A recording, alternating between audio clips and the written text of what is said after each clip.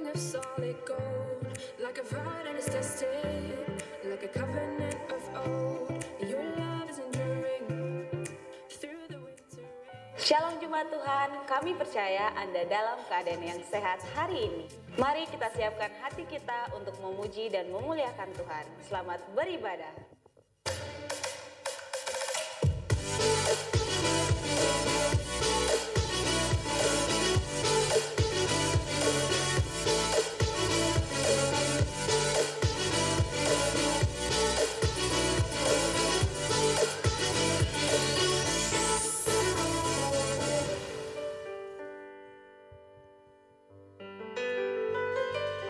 Puji Tuhan, shalom. Shalom. Selamat pagi jemaat Tuhan. Puji Tuhan, pagi ini kita berada di rumah Tuhan, di ibadah raya yang pertama. Saya percaya kita semua merasakan kasih, kebaikan, dan penyertaan Tuhan di dalam hidup kita. Amin. Yang mengalami kebaikan Tuhan boleh berikan tepuk tangan bagi Tuhan Yesus. Haleluya. Mari saudara, sebelum kita masuk ke dalam hadirat Tuhan lebih lagi, mari kita siapkan hati kita satu dalam doa. Kami bersyukur Tuhan atas segala kebaikan Tuhan, atas anugerah-Mu Tuhan. Pagi hari ini kami anak-anak-Mu datang kepadamu.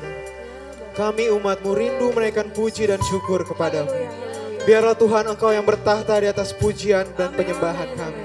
Kami percaya hadirat Tuhan hadir saat kami menyembah-Mu. Terima kasih Tuhan. Kami mulai ibadah pagi ini dalam satu nama, Tuhan Yesus Kristus. Kami berdoa dan mengucap syukur. Amin. Kami bawa hati kami datang menyembah-Mu Tuhan. Sebab tiada terukur kasih setia-Mu dalam hidup kami. Kau melukis wajahku di hadapan-Mu dan mengukir namaku di telapak tangan-Mu. Sama-sama nyanyikan. Sampai masa tuaku Kau tetaplah Tuhanku yang akan selalu menggendong hingga putih rambutku. Kemurahan-Mu itu membuatku terteguh. Ku bulatkan hatiku mengikut-Mu. Angkat tanganmu saudara, katakan. Ku angkat tanganku Yesus, memuji perbuatan-Mu. Sungguh tiada terukur kasih setia-Mu. Dalam naungan sayap-Mu ku mau terus menyembah-Mu. Kasih-Mu terukir di lubuk hatiku. Berikan tepuk tangan buat Tuhan yang setia. Oh, Kau melukis wajahku. Jemaat Tuhan sama-sama nyanyikan. Di hadapan-Mu dan mengukir namaku di telapak tangan-Mu. Sampai masa tuaku Tuhan, sampai masa tuaku Kau tetaplah Tuhanku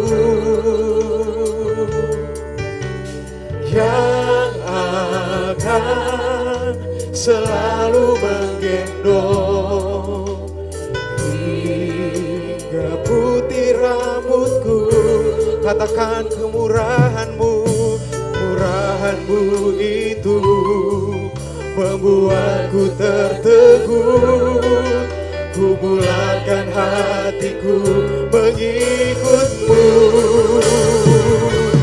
Ku angkat tanganku Yesus, memuji perbuatanmu. Sungguh tiada terukur kasih setiamu.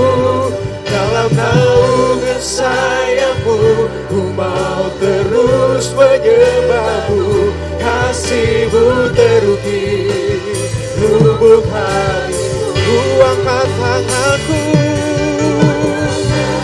oh Yesus, perbuatanmu sungguh tiada terukur kasih setiamu.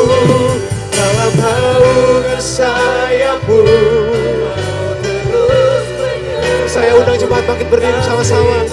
Mari jemaat Tuhan bangkit berdiri dengan segenap hatimu. Oh, naikkan pujianmu kepada Tuhan. Ku angkat tanganku Yesus, memuji perbuatanmu. Tiada terukur kasih setiamu. Dalam naungan sayapmu, ku mau terus menyembahmu. Kasihmu terukir di lubuk hatiku. Oh, ku angkat tanganku Yesus. Yang terbaik Tuhan sediakan bagi kita, yang terindah Tuhan siapkan bagi kita. Oh, kasih setiamu. Dalam naungan sayapmu, ku mau terus menyembahmu. Kasihmu terukir di lubuk hatiku. Katakan kasihmu, kasihmu terukir di lubuk hatiku. Kasihmu, kasihmu terukir di lubuk hatiku. Sorak-sorai yang terbaik bagi Allah kita. Haleluya. Benar Tuhan, kasih-Mu sungguh terukir dalam lubuk hati kami. Amin, Tuhan. amin. Dan inilah kami setiap umat-Mu yang lebih siap lagi meninggikan Engkau di Yes, tempat amin, ini. Tuhan. Pujian hormat hanya bagi nama-Mu di dalam nama Tuhan Yesus. Mari jemaat Tuhan yang siap sama-sama katakan amin. Amin. Sekali lagi kasih tepuk tangan buat Tuhan kita. Haleluya. Kita mau berikan yang terbaik buat Tuhan kita. Katakan bagai Bapa melindungi anaknya di dalam bahaya, begitulah Engkau Tuhan bagiku. Dengan iman katakan, takkan pernah tinggalkan diriku. Sama-sama katakan, bila ku bersamamu, bila ku di dalammu, bila kau di pihakku, siapa lawanku? Di dalam dunia ini tiada sepertimu, tiada ku takut untuk selamanya.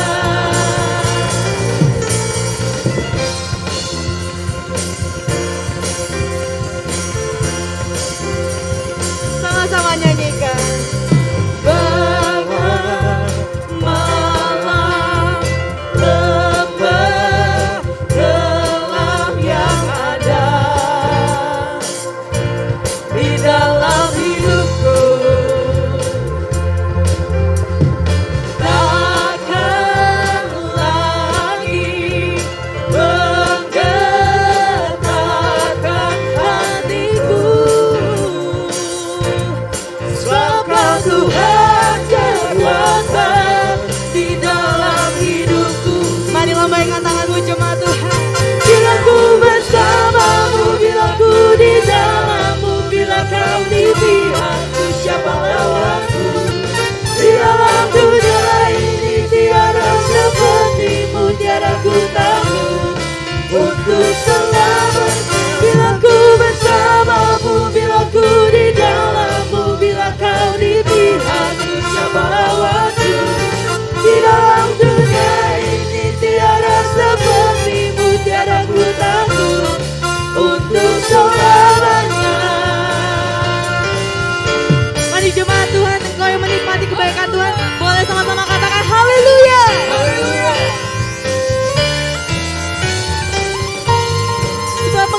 kekuatan kami, perisai pelindung kami Tuhan. Bila ku bersamamu, bila ku di dalammu, bila kau di pihakku, siapa lawanku?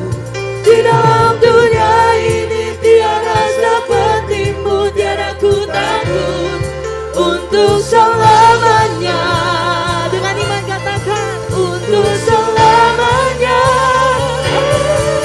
Bila ku bersamamu, bila ku di dalammu, bila kau di pihakku, siapa lawanku? Di dalam dunia ini tiada sepertimu, tiada ku takut untuk selamanya. Bila ku bersamamu, bila ku di dalammu, bila kau di pihakku, siapa lawanku? Di dalam dunia ini tiada sepertimu, tiada ku takut untuk selamanya. Haleluya. Kasih tepuk tangan yang meriah buat Tuhan kita. Sebelum duduk boleh sama-sama dengan iman katakan Tuhan Yesus baik. Tuhan Yesus baik. Haleluya, sekali lagi katakan Tuhan Yesus baik. Kasih tepuk tangan buat Allah kita. Jemaat Tuhan silakan duduk. Saudara yang kekasih dalam Tuhan Yesus Kristus, kita akan memberikan persembahan yang pertama melalui kantong persembahan. Dan bagi jemaat yang ingin memberikan persembahan yang kedua untuk Komisi Pemuda dan Anak, saudara dapat memasukkan ke dalam kotak yang tersedia di depan pintu masuk saat saudara meninggalkan ruang ibadah. Sambil saudara mempersiapkan persembahan saudara, mari kita satu dalam doa. Terima kasih Tuhan Yesus yang baik, Engkau sungguh luar biasa di dalam hidup kami.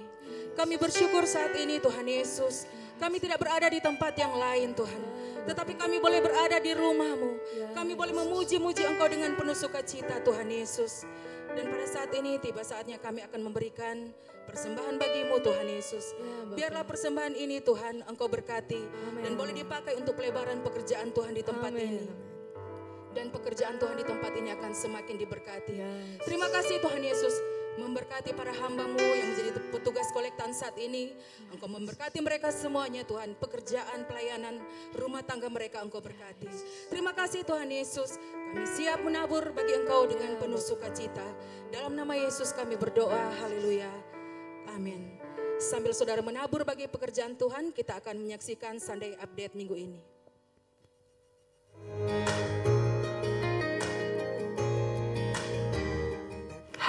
Tuhan, senang berjumpa dengan saudara dalam Sunday Update 25 September 2022. Jemaat Tuhan, tanpa terasa kita sudah berada di akhir bulan September. Dan untuk informasi ibadah raya minggu depan, 2 Oktober 2022, ibadah akan disertai dengan perjamuan kudus. Dan setelah ibadah raya kedua, akan diadakan baptisan layar. Bagi saudara yang rindu dibaptis, dapat menghubungi nomor berikut ini.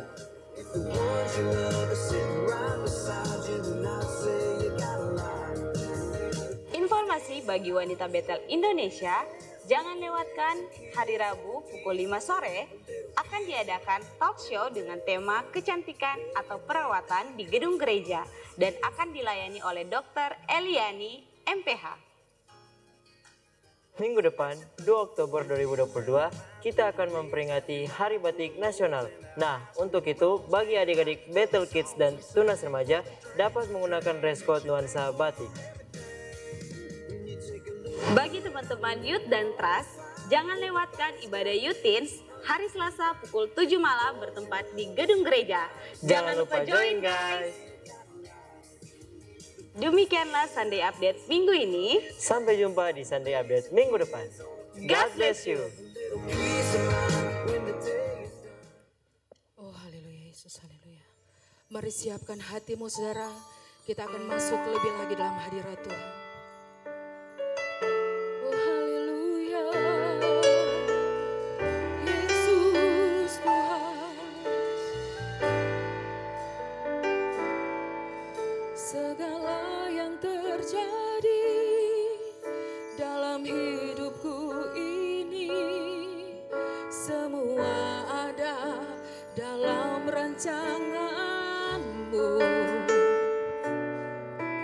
Lewati hari-hari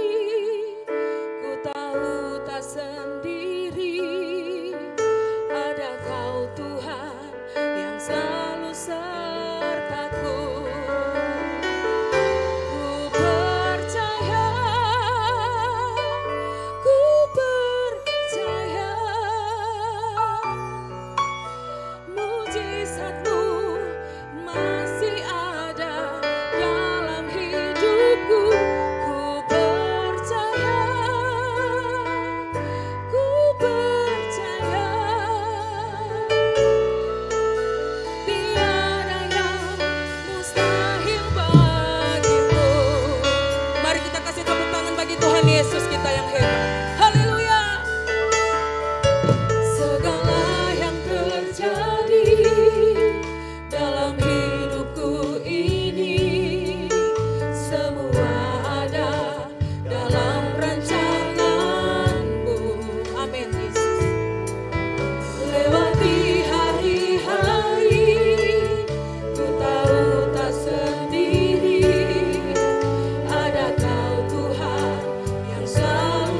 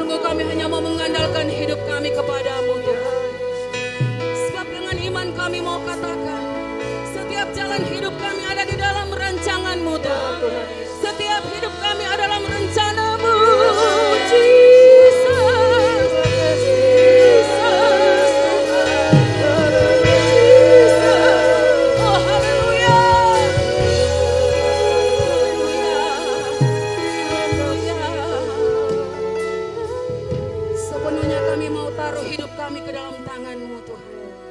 Selamanya kami mau sembah Engkau dalam hidup kami Yesus. Tiada yang lain, hanya Engkau saja Yesus. Haleluya. Ku sembah Engkau, Allah yang perkasa. Ku sanjung tinggi nama-Mu di hidupku Tuhan, tiada yang lain. Hanya Kau satu di hatiku. Mari dengan iman serukan bagi Yesus. Ku sembah Engkau, Allah yang perkasa. Ku sanjung tinggi nama-Mu di hidupku Tuhan, tiada yang lain. Hanya Engkau satu Yesus, hanya Kau satu. Mari dalam hadirat Tuhan jemaat bangkit berdiri. Mari saudara bangkit berdiri, katakan Engkau Allah yang perkasa. Ku sanjung tinggi nama-Mu di hidupku Tuhan, tiada yang lain. Hanya Engkau satu Yesus, hanya Kau satu di hati. Lagi serukan bagi Yesus. Ku sembah Engkau, Engkau Allah yang perkasa. Ku sanjung tinggi nama-Mu di hidupku Tuhan, tiada yang lain. Hanya Kau satu di hatiku Tuhan, tiada yang lain. Tuhan, tiada yang lain. Hanya Kau satu di hatiku. Lagi dengan iman katakan Tuhan, tiada yang lain. Hanya Kau satu di hatiku. Kasih tepuk tangan yang terbaik bagi Yesus. Haleluya.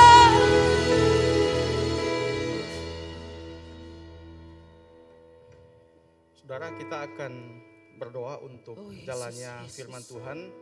Saya minta supaya semua jemaat juga mendoakan saya yang melayani pemberitaan firman Tuhan, supaya apa yang saya sampaikan semuanya berkenan sesuai dengan apa yang Tuhan kehendaki. Mari kita berdoa bersama-sama. Tuhan, kami bersyukur untuk hari ini. Tuhan anugerahkan bagi kami. Kami bersyukur untuk kesempatan yang Tuhan berikan kepada kami. Kami bisa datang beribadah.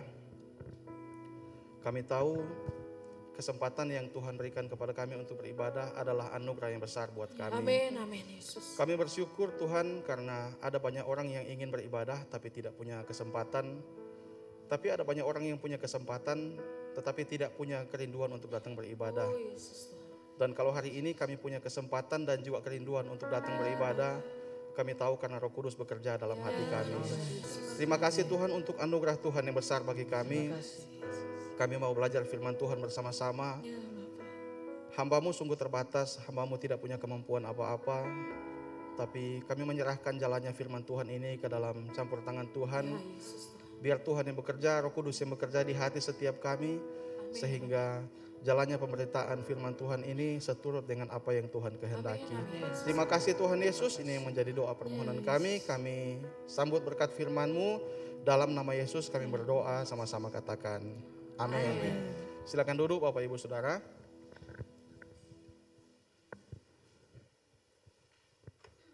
Shalom. Selamat pagi. Saudara, saya membaca satu artikel pendek tentang lebah. Jadi lebah itu ternyata kalau dia masuk di dalam satu gelas di dalam gelas minuman begitu, biasanya dia tidak bisa keluar.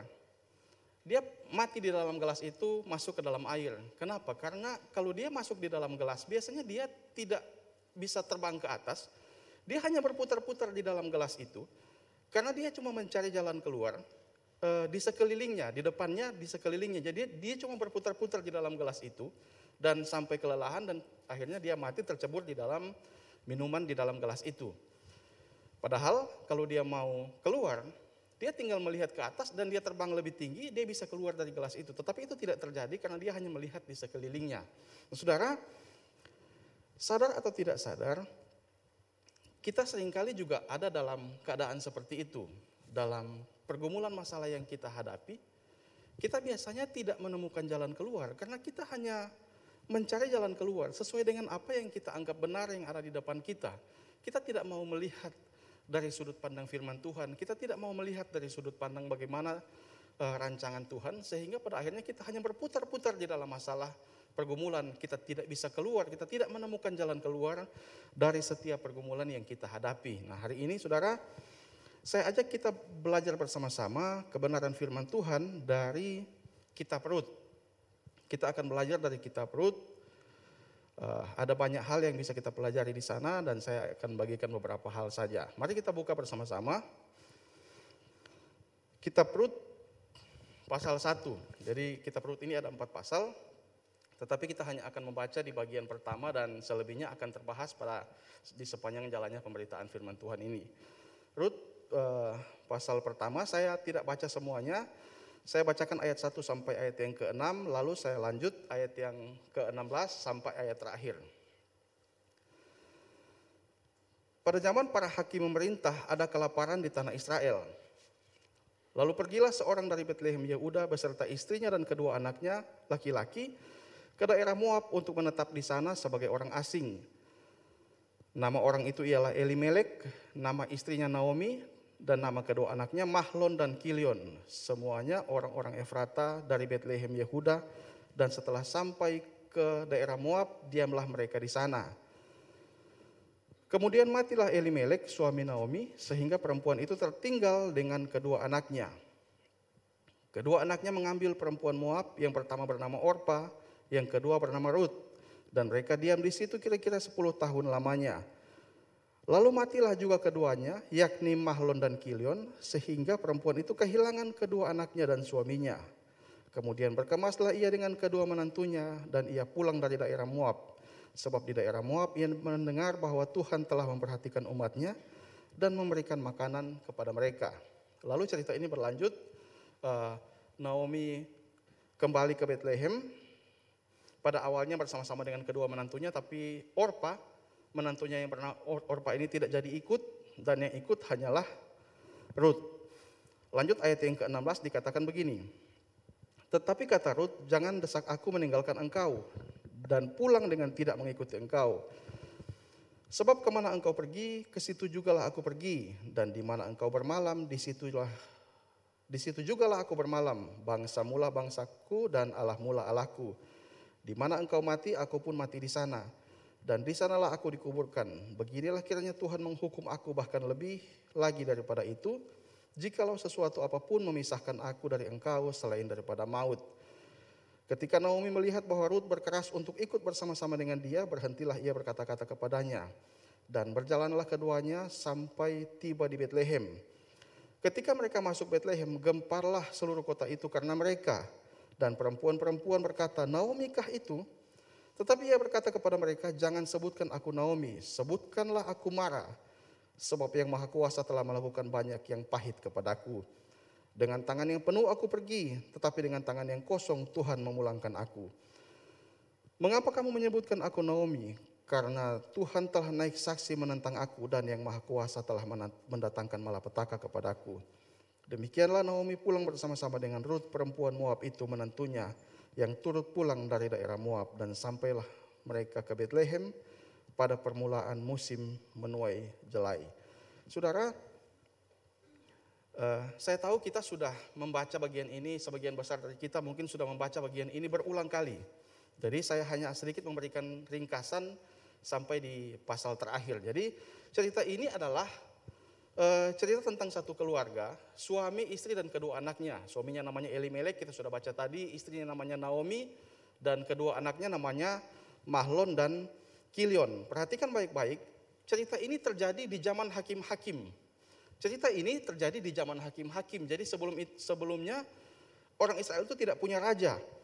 Makanya kalau kita lihat urutan kitabnya di dalam Alkitab kita ini, kalau kita lihat urutan kitabnya kan setelah Yosua, lalu kemudian kitab Hakim-Hakim, lalu kitab Rut, lalu kitab 1 Samuel. Nah, di 1 Samuel itulah baru pertama kali ada raja di Israel, karena memang seharusnya Israel itu tidak punya raja. Karena mereka adalah negara teokrasi, jadi pemerintahannya langsung dari Tuhan. Jadi hukum-hukumnya adalah langsung dari Tuhan. Ketika mereka memutuskan sesuatu, mereka langsung tanya Tuhan. Dan di zaman ini yang menjadi pemimpin mereka hanyalah hakim. Jadi hakim itu yang memutuskan setiap persoalan mereka, tetapi juga semuanya berdasarkan apa yang mereka tanyakan langsung kepada Tuhan. Sehingga memang permintaan orang Israel untuk punya raja itu merupakan hal yang jahat di mata Tuhan. Karena mereka tidak lagi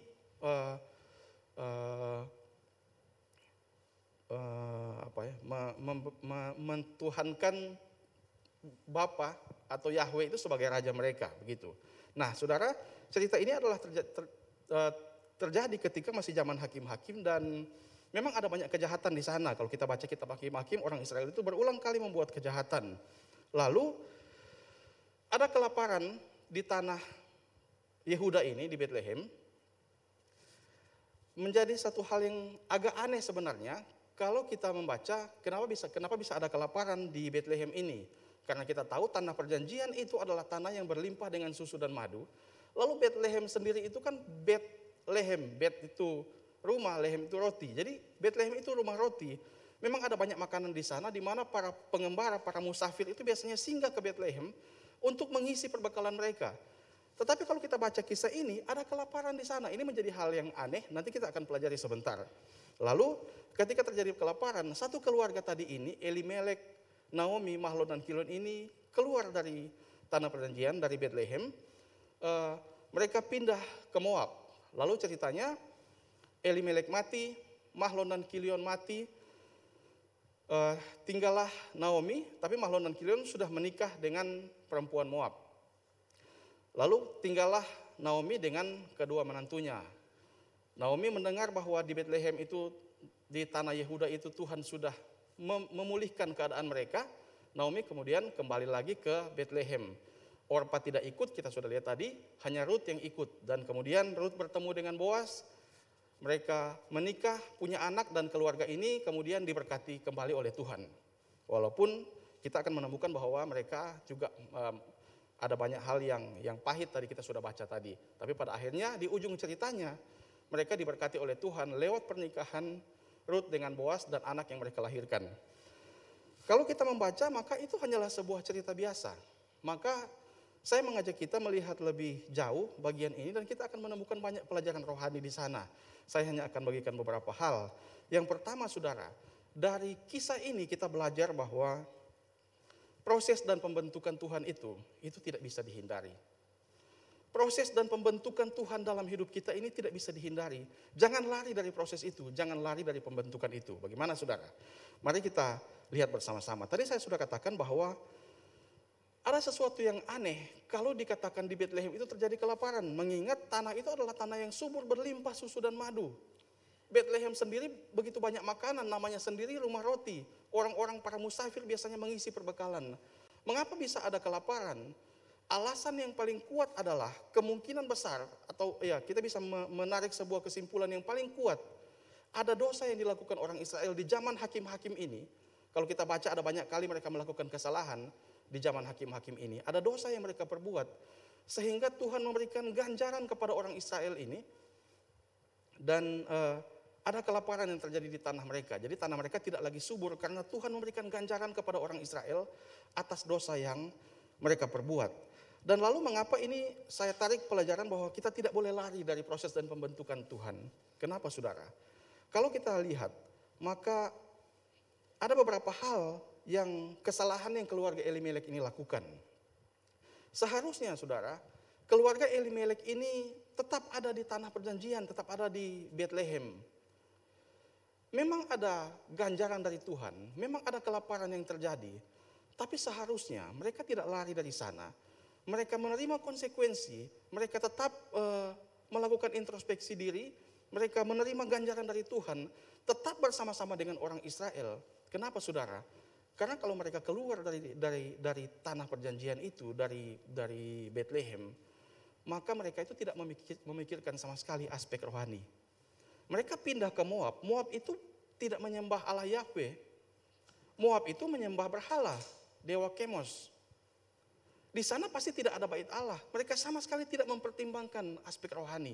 Mereka cuma pertimbangkan aspek jasmani. Ada kelaparan, mereka meninggalkan tanah perjanjian itu, lalu pergi ke daerah Moab. Sama sekali tidak mempertimbangkan aspek rohani di sana. Mereka pindah ke satu bangsa yang tidak menyembah Allah, tidak menyembah Yahweh. Dan juga seharusnya tanah perjanjian itu tidak boleh ditinggalkan begitu saja, membiarkan tidak mengolah tanah itu. Karena memang Tuhan perintahkan orang Israel untuk mengolah, mengusahakan tanah itu. Tapi mereka tinggalkan ketika ada kelaparan. Lalu di sana mereka biarkan kedua anak laki-laki mengambil perempuan Moab, perempuan asing menjadi istrinya. Dan itu hal yang dilarang oleh Tuhan. Tuhan sudah bilang orang Israel tidak boleh kawin dengan orang non-Israel. Tapi mereka lakukan kesalahan itu. Mereka mencoba melarikan diri dari ganjaran Tuhan. Mereka menghindar dari ganjaran Tuhan. Mereka tinggalkan Bethlehem, lalu pergi ke daerah yang mereka anggap di sana mungkin mereka akan bisa hidup dengan baik, tidak ada kelaparan di sana. Tapi kita lihat ketika mereka lari dari pembentukan Tuhan, ternyata konsekuensinya lebih berat daripada sekedar kelaparan di tanah Israel. Nyatanya kita tidak menemukan cerita bahwa orang Israel kan mati kelaparan, kan tidak. Nyatanya mereka masih baik-baik saja. Tetapi kita lihat keluarga Elimelek ini, konsekuensi yang mereka terima dari salah keputusan itu. Elimelek mati, kedua anak laki-lakinya mati, saudara. Dan kalau kita tahu orang Israel itu, laki-laki itu kan dianggap kelas 1, perempuan itu tidak terlalu penting, tidak terlalu berharga dibandingkan laki-laki. Sehingga ketika Elimelek mati dan kedua anaknya laki-laki ini mati, ini merupakan sebuah penekanan kuat bagi saya dan saudara, pembaca kitab ini, bahwa ini merupakan ganjaran yang luar biasa, ini bukan ganjaran main-main. Kalau dia ceritakan Elimelek mati, lalu Naomi mati, masih ada dua anak laki-laki, ini penghukumannya tidak terlalu berat, saudara. Tapi penekanan kuat, Elimelek mati, dua anak laki-lakinya mati, itu sebuah teguran yang kuat sekali bagi mereka, juga peringatan bagi saya dan saudara yang membaca bagian ini. Lalu mereka mati, itu bukan di tanah perjanjian, mereka mati di tanah asing. Itu juga merupakan masalah bagi orang Israel. Karena bagi orang Israel, mereka seharusnya mati dan dikuburkan di tanah perjanjian itu. Ini juga merupakan satu peringatan keras. Harta mereka habis.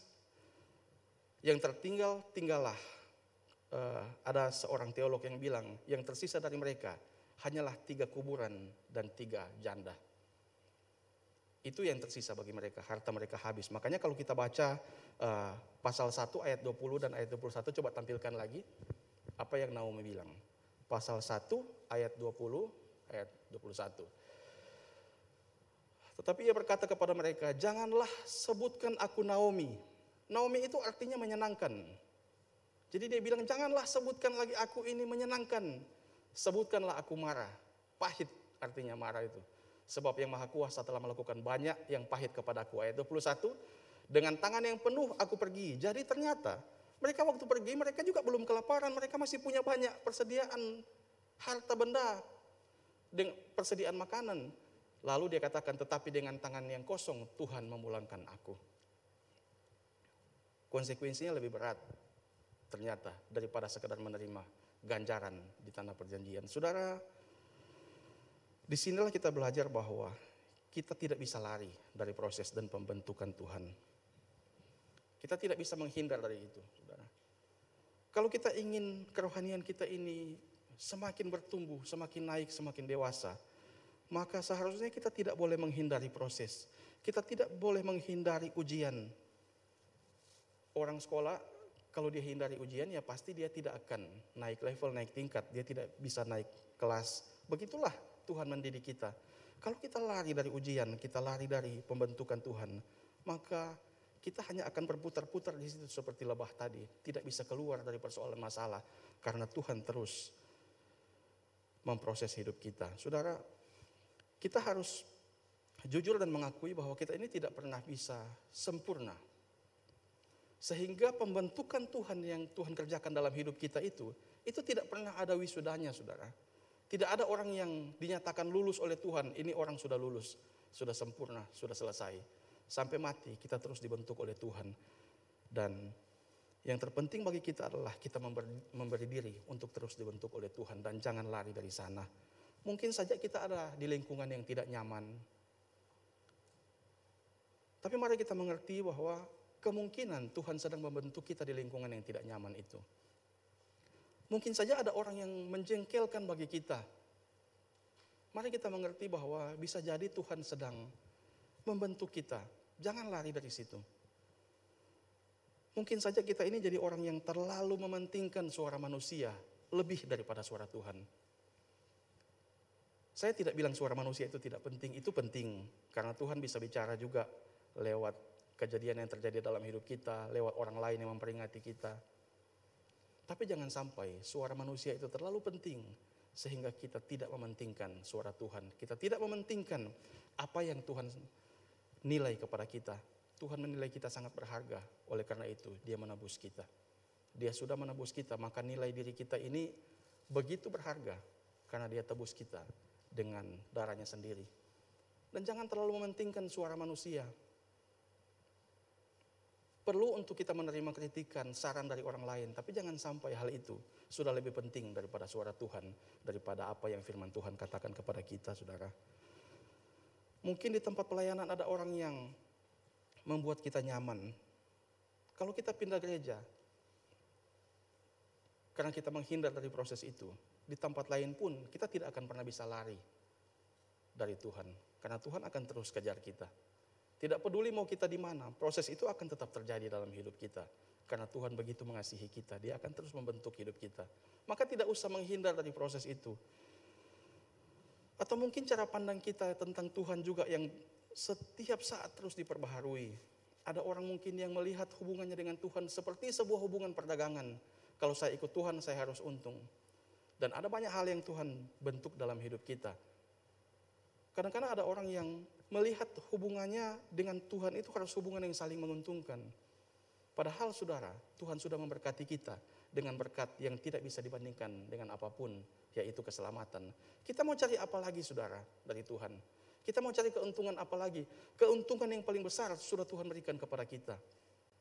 Jadi kalau kita masih memandang hubungan kita dengan Tuhan ini seperti sebuah hubungan perdagangan, maka mungkin kalau hari ini kita diproses oleh Tuhan, Tuhan sedang membentuk cara pandang kita supaya bagaimana pola pikir kita ini bisa sejalan dengan apa yang firman Tuhan katakan.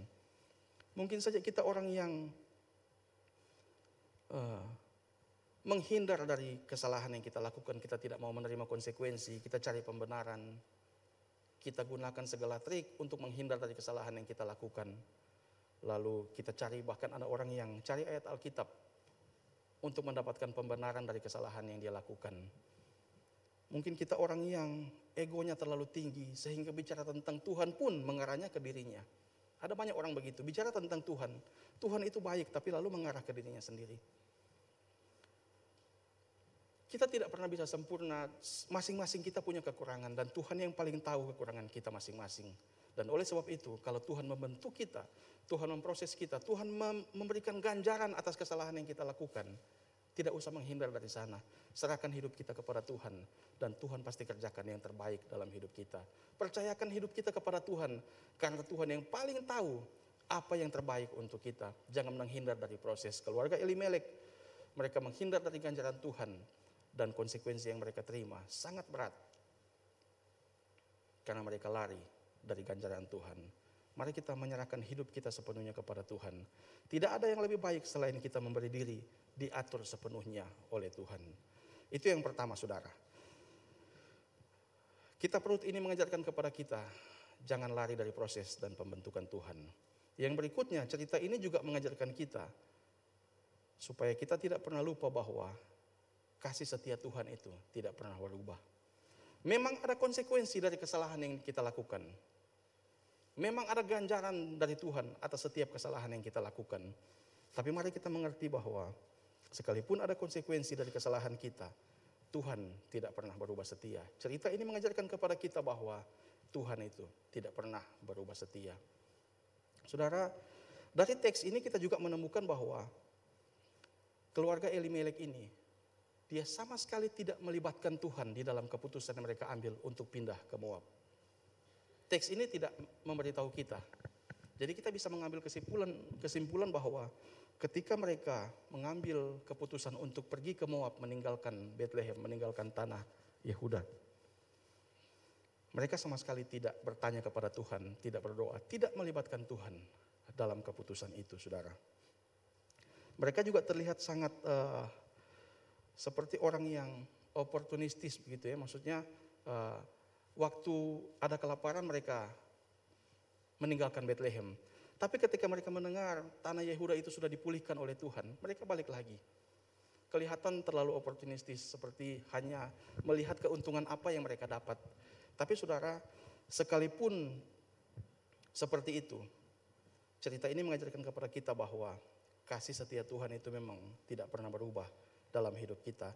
Dalam hidup keluarga Elimelek ini, juga dalam hidup saya dan saudara. Memang ada hal yang pahit yang mereka rasakan, tetapi pada akhirnya ketika mereka kembali ke tanah Bethlehem, Tuhan mempertemukan Rut dengan Boas. Dan menurut konteks di zaman itu, atau kita coba baca dulu di pasal 2, Rut pasal 2 ayat 1 sampai 3, Rut pasal 2 ayat 1 sampai 3. Naomi itu mempunyai seorang sanak dari pihak suaminya, seorang yang kaya raya dari kaum Elimelek, namanya Boas. Maka Rut perempuan Moab itu berkata kepada Naomi, biarkan aku pergi ke ladang memungut bulir-bulir jelai di belakang orang yang murah hati kepadaku. Dan sahut Naomi kepadanya, pergilah anakku. Pergilah ia lalu sampai di ladang dan memungut jelai di belakang penyabit-penyabitnya. Kebetulan ia berada di ladang milik Boas yang berasal dari kaum Elimelek. Lalu pasal 4 ayat 13. Pasal 4 ayat 13. Lalu Boas mengambil Rut dan perempuan itu menjadi istrinya dan dihampirinya dia. Maka atas karunia Tuhan perempuan itu mengandung lalu melahirkan seorang anak laki-laki. Jadi memang di dalam perjanjian lama itu ada konteks kalau misalnya ada orang yang menikah lalu suaminya mati, maka saudara-saudara dari suaminya ini wajib menikahi janda ini. Atau kalau dia tidak punya saudara, kerabat terdekatnya, maka kalau kita baca cerita ini, kerabat terdekatnya itu salah satunya adalah Boas. Dan pada akhirnya Boas yang menebus Rut ini menjadi istrinya, saudara. Dan kita bisa melihat bahwa Tuhan pada akhirnya memulihkan keluarga ini lewat pernikahan Rut dengan Boas. Kasih setia Tuhan itu tidak pernah berubah sekalipun kita lakukan kesalahan. Pasal 4 ayat 14 sampai 17, Rut pasal 4 ayat 4 sampai 17, ketika Rut sudah menikah dengan Boas dan melahirkan seorang anak laki-laki. Lihat perempuan-perempuan yang tadi yang gempar melihat ketika Naomi pulang sudah tidak punya apa-apa lagi. Tapi pada akhirnya Tuhan memulihkan keluarga mereka dan lewat hidup mereka apa yang dikatakan. Sebab itu perempuan-perempuan berkata kepada Naomi, terpujilah Tuhan yang telah rela menolong engkau pada hari ini dengan seorang penebus, termasuklah kiranya nama anak itu di Israel. Hidup mereka jadi kesaksian pada akhirnya. Maka itu yang saya katakan tadi, tidak perlu lari dari proses dan pembentukan Tuhan. Kenapa? Karena kita harus percaya kepada Tuhan bahwa Tuhan itu tidak pernah berubah setia. Kalaupun memang dia memberikan ganjaran atas kesalahan yang dia lakukan. Tapi cerita ini mengajarkan kita bahwa Tuhan tidak pernah berubah setia. Dia pada akhirnya memulihkan keluarga Elimelek ini. Memang Elimelek sudah mati, tapi Naomi diperhatikan oleh Tuhan. Dan pada akhirnya hidup mereka jadi berkat, jadi kesaksian untuk orang lain. Perempuan-perempuan yang gempar melihat mereka sudah tidak apa-apa. Tapi pada akhirnya mereka memuji Tuhan lewat kesaksian, lewat apa yang terjadi dalam keluarga Naomi ini. Saudara, Tuhan tidak pernah berubah setia dan oleh karena itu Mari kita mempercayakan diri kepada Tuhan. Kalau Tuhan tidak pernah berubah setia kepada kita, maka seharusnya kita juga tidak pernah berubah setia kepada Tuhan. Jangan pernah berubah setia kepada Tuhan. Dan mari libatkan Tuhan dalam setiap keputusan kita. Ini menjadi hal yang penting bagi kita untuk melibatkan Tuhan dalam setiap keputusan yang akan kita ambil. Jangan melupakan Tuhan dalam setiap perencanaan kita, saudara. Itu yang kedua. Jadi kita belajar yang pertama tadi bahwa proses dan pembentukan Tuhan itu tidak bisa dihindari. Tetapi yang kedua kita belajar bahwa kasih setia Tuhan tidak pernah berubah. Yang ketiga yang terakhir, cerita ini mengajarkan kita bahwa rancangan Tuhan itu tidak pernah gagal. Rancangan Tuhan itu tidak pernah gagal. Rancangan Tuhan tidak bisa digagalkan dengan kesalahan manusia. Kita sudah lihat betapa besarnya konsekuensi dari tindakan dan keputusan yang salah dari keluarga Elimelek ini. Tetapi sekalipun terlihat seperti sebuah musibah, kita bisa mengerti bahwa rancangan Tuhan itu tidak pernah bisa digagalkan oleh kesalahan manusia. Coba pasal 4 ayat 18 sampai ayat yang ke-22. Rut pasal 4 ayat 18 sampai ayat yang ke-22. Ini adalah tulisan bagian yang paling terakhir dari kitab Rut. Dikatakan begini, inilah keturunan Peres. Peres memperanakan Hesron. Hesron memperanakan Ram. Ram memperanakan Aminadab. Aminadab memperanakan Nahason. Nahason memperanakan Salmon. Salmon memperanakan Boas. Perhatikan baik-baik. Boas memperanakan Obed. Obed memperanakan Isai. Dan Isai memperanakan Daud. Dan kita tahu bahwa juru selamat kita itu lahir dari keturunan Daud. Makanya dia disebut tunas Daud. Saudara lihat, rancangan Allah yang besar itu tentang penyelamatan manusia itu. Ini cerita Rut ini termasuk di dalamnya.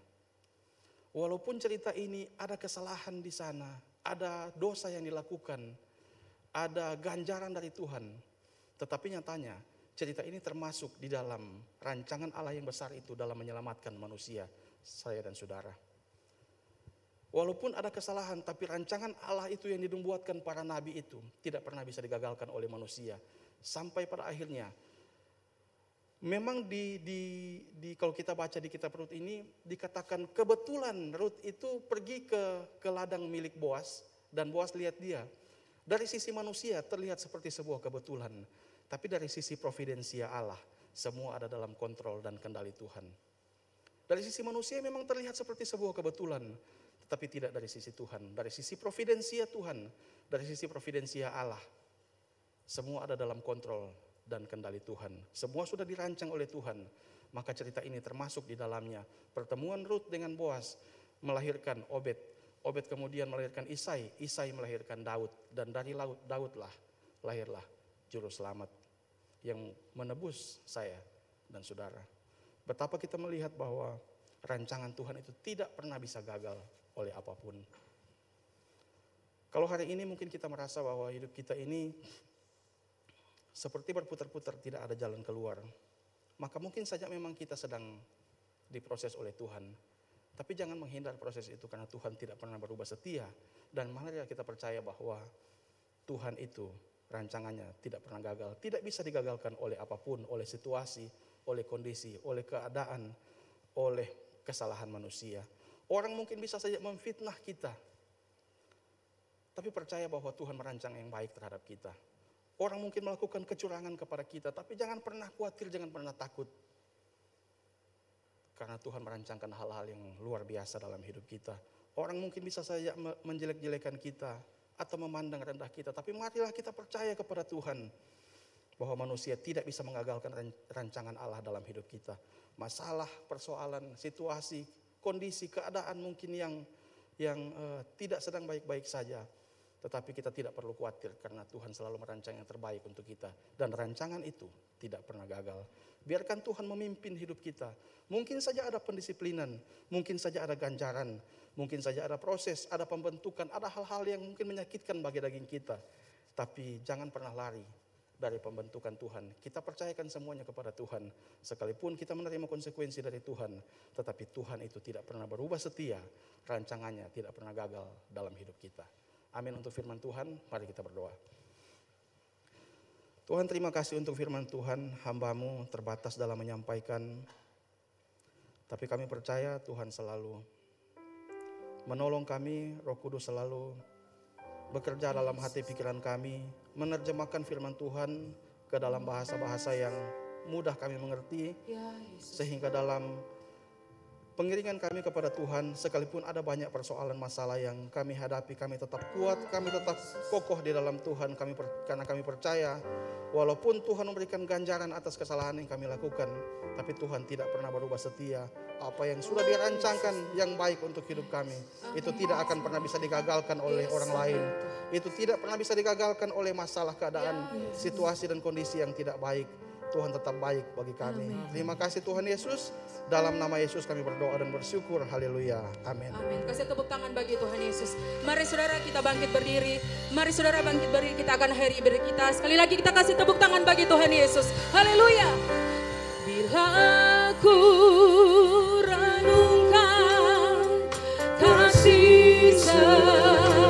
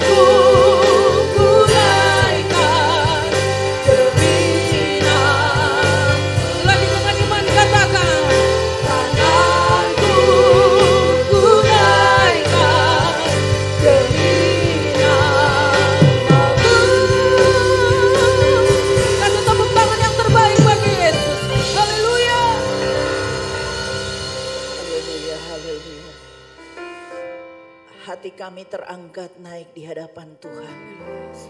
Karena kami sungguh merasakan bahwa Tuhan yang kami sembah di dalam Yesus Kristus adalah Allah yang maha baik.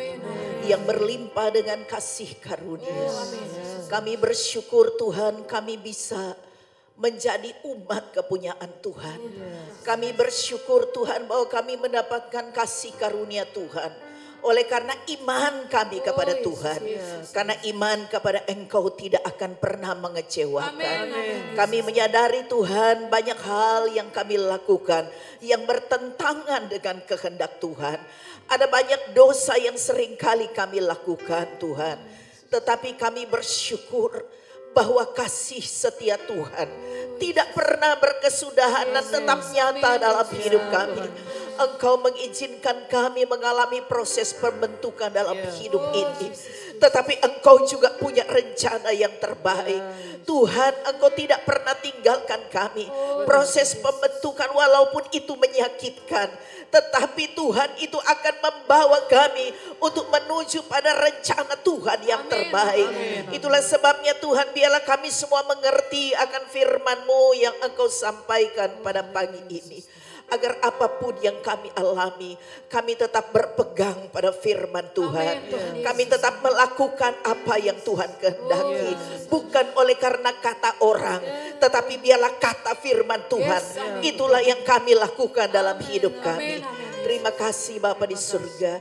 Kami yakin dan percaya seberapa kami yang sudah hadir pada pagi hari ini. Tidak ada seorang pun yang terlewatkan.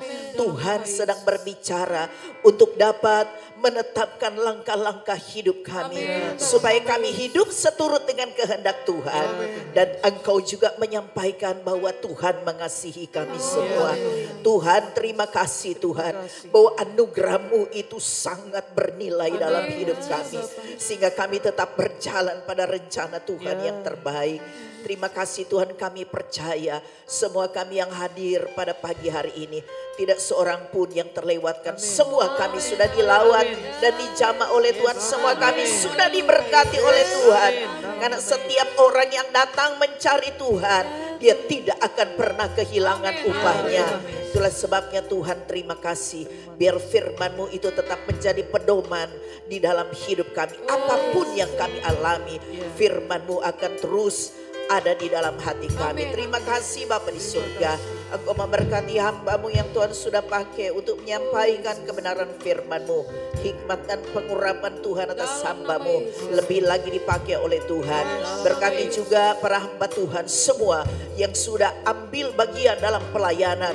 Kami percaya Tuhan bahwa segala sesuatu yang kami lakukan untuk Tuhan tidak pernah sia-sia. Terima kasih Bapa di surga. Engkau juga memberkati tangan-tangan yang sudah terulur untuk memberikan persembahan bagi pengembangan pekerjaan Tuhan di tempat ini. Tuhan, Engkau berkati karena kami selalu percaya apapun yang kami berikan kepada Tuhan tidak pernah sia-sia. Persembahan-persembahan yang lain yang akan kami berikan, Tuhanlah yang paling tahu hati kami yang penuh dengan kasih kepada Tuhan dan kasih pekerjaan Tuhan. Kami yakin semua kami sudah diberkati oleh Tuhan. Bapa di surga, hamba berdoa mungkin ada di antara kami yang berulang tahun pada minggu ini dan juga hari ini. Tuhan tahu siapa-siapa mereka, hamba berdoa. Biarlah mereka selalu menyadari bahwa hidup yang masih Tuhan karuniakan bagi mereka adalah satu anugerah Tuhan. Di mana Tuhan masih memberikan kesempatan untuk mereka dapat menjadi berkat bagi banyak orang. Supaya mereka dapat berkarya bagi kemuliaan Tuhan. Mungkin juga ada rumah-rumah tangga yang merayakan ulang tahun pernikahan. Mari Tuhan, Engkau limpahkan kasih karunia-Mu kepada mereka. Agar mereka selalu diikat oleh kasih Kristus. Biar melalui keluarga mereka nama Tuhan dipermuliakan. Terima kasih Bapa, berkati bangsa kami. Berkati Indonesia. Berkati pemerintah kami, Tuhan, presiden kami. Berkati Tuhan Kota Palu dan Sulawesi Tengah. Kami selalu berdoa biarlah rencana Tuhan itulah yang Tuhan akan nyatakan bagi bangsa negara kami. Sehingga kami selalu Tuhan ada kebebasan untuk dapat beribadah, memuliakan Tuhan. Injil-Mu akan bebas diberitakan sampai di pelosok-pelosoknya. Biar nama Tuhan semakin ditinggikan. Indonesia akan mengalami transformasi. Bapa, terima kasih. Berkati juga ibadah-ibadah selanjutnya. Sebagaimana Tuhan berkati pada pagi hari ini. Tuhan Yesuslah yang menjadi pusat pujian, penyembahan dan pengagungan kami. Dan seluruh umat Tuhan terpelihara dalam kasih karunia Allah. Terima kasih Bapa, mari saudara angkat tanganmu. Mari sekali lagi kita bersyukur. Kita berterima kasih kepada Tuhan.